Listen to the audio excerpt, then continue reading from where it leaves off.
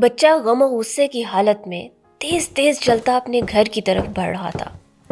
جیسے ہی وہ گیٹ سے اندر داخل ہوا، سامنے موجود ڈرائنگ روم کے دروازے کو اس نے زور سے کھولا، جو دیوار کے ساتھ ٹکرایا۔ ساتھ ہی پڑا ایک صوفہ جس پر اس نے زور سے اپنا بستہ پھینکا اور وہیں پر بیٹھ گیا۔ اس کی حالت کچھ ٹھیک نہیں تھی۔ غصے سے وہ اپنے آپ پر قابو نہیں رکھ پا رہا تھا۔ اس کا سانس پھول رہا تھا، اس کی آنکھوں سے آنسو جاری تھے اور پسینہ ٹپ ٹپ ٹپ اس کے چہرے پر گر رہا تھا۔ اسی اثنا میں اس کے والد صاحب اس کمرے میں داخل ہوئے۔ انہوں نے دیکھا کہ میرا بیٹا بہت پریشان ہے، غصے کی حالت میں، اس کی حالت ٹھیک نہیں ہے، تو انہوں نے اسے فوراً پانی پلایا، اسے پیار کیا، سہلایا، پھر پوچھا کہ بیٹا ایسا کیا ہو گیا، تم اتنے غصے میں کیوں ہو، مجھے بتاؤ۔ بیٹے نے والد کی طرف روتے ہوئے دیکھا اور ایک لڑکے کی شکایت کی جس نے اس کے ساتھ کچھ اچھا سلوک نہیں کیا تھا۔ بیٹا بہت شدید غصے میں تھا اور اپنا انتقام لینا چاہتا تھا۔ والد صاحب نے اسے بتایا کہ بیٹا ایسے لوگوں کے حوالے سے میرے بھی اسی طرح کے احساسات ہوا کرتے تھے۔ وہ زیادتی کرنے کے باوجود معذرت نہیں کرتے تھے، بلکہ آگے سے مزید اکڑ جاتے تھے۔ میں ایسے لوگوں سے شدید نفرت کرتا تھا، لیکن آہستہ آہستہ مجھے یہ معلوم ہوا کہ نفرت کسی کو نقصان نہیں بلکہ آپ کو ہی نقصان پہنچاتی ہے۔ اسی لیے میں اپنے جذبات پر، احساسات پر قابو پانے کی کوشش کرتا تھا۔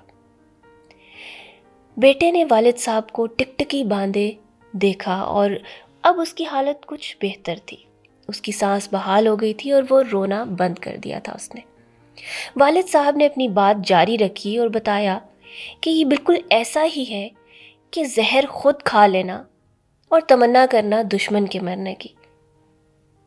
ایسے لگتا تھا جیسے دو بھیڑیے میرے اندر موجود ہیں، ایک اچھا جو بہت اچھا تھا، لوگوں کی بہت کیئر کرتا تھا، ان کے ساتھ بہت اچھے سے سلوک رکھتا تھا، ان کے ساتھ کوئی زیادتی نہیں کرنا چاہتا تھا، اور اگر لڑتا بھی تھا تو اپنے انصاف کے لیے لڑتا تھا اور وہ بھی اچھے طریقے سے۔ جبکہ دوسرا بھیڑیا وہ تو ہر وقت غصے میں رہتا تھا، بات بے بات لڑنے بھڑنے والا اور ہر وقت ناراض رہتا تھا، بلا وجہ لڑتا اور اس کی کوئی وجہ نہیں ہوتی تھی، ہر وقت غصے میں رہتا تھا، حتیٰ کہ اس کا یہ غصہ، یہ نفرت اس کی سوچنے سمجھنے کی صلاحیتوں کو معدوم کر رہا تھا۔